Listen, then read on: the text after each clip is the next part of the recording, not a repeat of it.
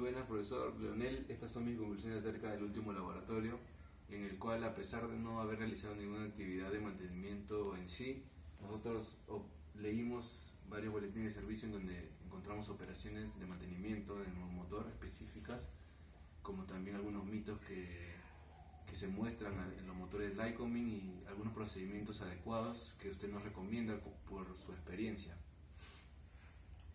El primer boletín de servicio que leímos fue acerca de la sobrevelocidad. La sobrevelocidad en los motores se da más que todo en un rango de tiempo y de porcentaje de velocidad, de RPM, de revoluciones. Principalmente las RPM registradas que tiene un motor, por ejemplo 2700 RPM, son las que se encuentran en todas las pruebas que se realizan en el motor. Luego se computa dichas pruebas, concluyendo que hasta tal punto el motor va a impulsar esta velocidad. Entonces, por ejemplo, de los 2700 se le aumentan 200 RPM más, siendo la sobrevelocidad posible de ese motor 2900 RPM. En este caso, la sobrevelocidad no solo cuenta de eso, sino que al momento en el que se registra esta sobrevelocidad posible o probable, se debe sobrepasar esta también. Hay dos tipos de sobrevelocidad. La primera es la momentánea, la sobrevelocidad momentánea, en donde esta sobrevelocidad que supera la probable es mayor al 10% que tiene esta por un rango menor de 3 segundos. Esa es la momentánea. También es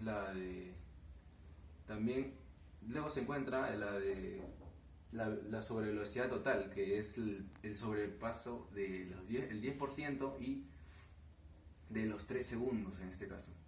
Este tipo de inconvenientes nos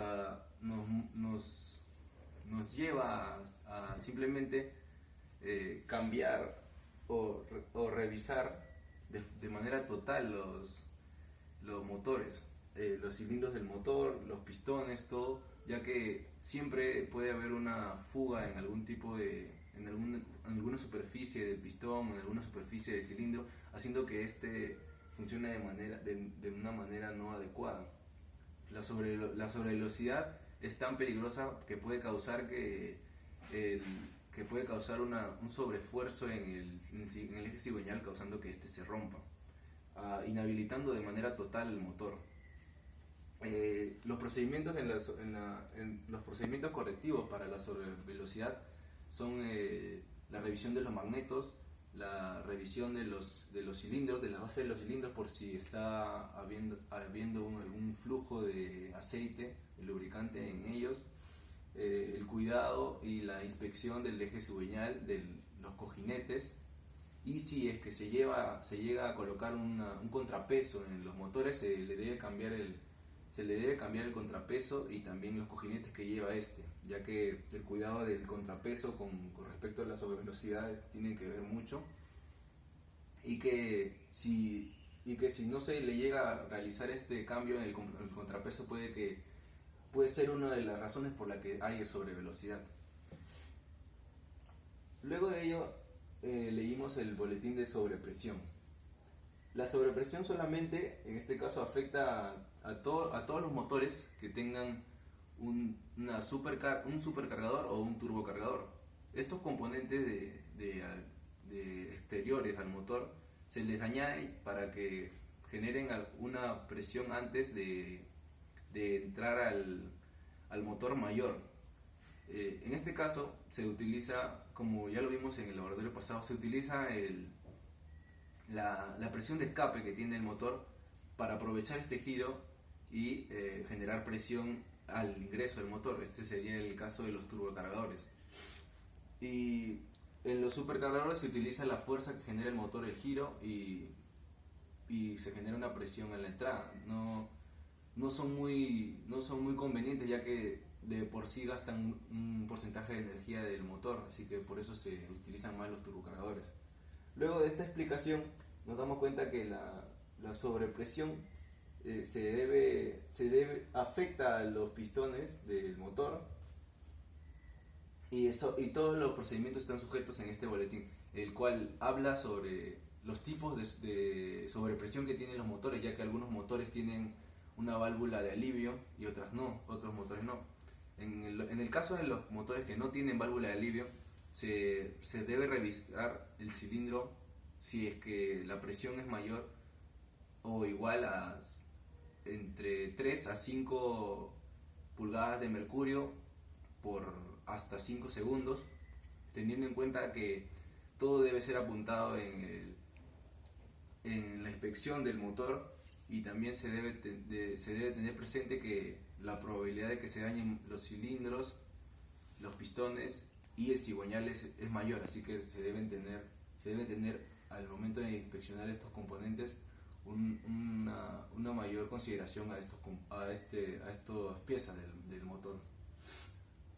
Y finalmente, la inspección y los actos correctivos que se le da a los motores con válvula de alivio es mucho más simple, ya que mayormente la válvula de alivio se llega a soltar en el punto que se le regula. Y si ya se le reguló la válvula de alivio y sigue el problema, los procedimientos se deben realizar igual como se realizaron en los motores que no tienen válvula de alivio. Y de la misma manera, revisando los cilindros, los cojinetes y el cigüeñal, ya que en estos puntos se inflige más la carga que puede generar la presión. Luego vimos el mito de los motores Lycoming, ya que la variedad de motores que tiene Lycoming es tan grande, algunos repiten su cilindrada.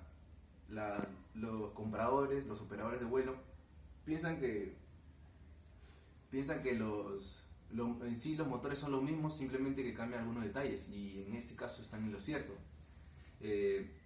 Por ejemplo, hay motores que tienen 320 caballos de fuerza sin ningún tipo de adición de turbo o supercarga, mientras que otros sí la tienen. En este caso, la turbo o supercarga le añade caballos de fuerza al motor, dándole a una potencia mayor y un aprovechamiento de ella también. Otro ejemplo también es la presión que puede generarse en los cilindros. Si los cilindros son de alta presión, el trabajo y el esfuerzo que van a generar es aún mayor que los cilindros que no tienen tanta presión. En este caso, la diferencia de fuerza, de potencia, también se traduce en ello. Es igual en todos los distintas variedades de motor por la misma cilindrada.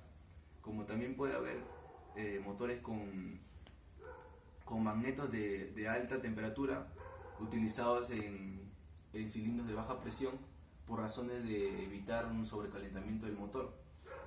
Esta razón es más que todo porque una detonación en un cilindro haría que el motor se deba bajar, y dejando este motor sin uso en la aeronave, perjudicando en sí a toda la aeronave que tenga el motor. Más que todo, este mito nos intenta dar a entender que los distintos números de los motores y los distintos códigos que llevan ellos, que son las mejoras o las características diferentes que llevan, son simplemente el mismo motor con una adición extra que pueden tener en el mismo nombre. Y finalmente hablamos sobre el soldado de componentes del motor. No importa qué tan buen soldador seamos o llegamos a ser, no se recomienda soldar un cilindro o una cubierta o un eje cigüeñal, ya que no importa qué tan bien lo hagamos, siempre va a quedar marca, siempre va a quedar algún tipo de fisura, algún tipo de daño, y el componente al final no va a durar igual, o no va a llegar a rendir lo mismo que rendiría uno en su estado óptimo. Las soldaduras en los motores no se deben realizar por esa misma razón, ya que los motores y sus componentes deben actuar y trabajar de la manera adecuada. En la soldadura se le añade un componente externo, este componente externo no solo puede generar malformaciones ni fisuras, sino que le añade, por ejemplo, en el cilindro le añade un cuerpo de más.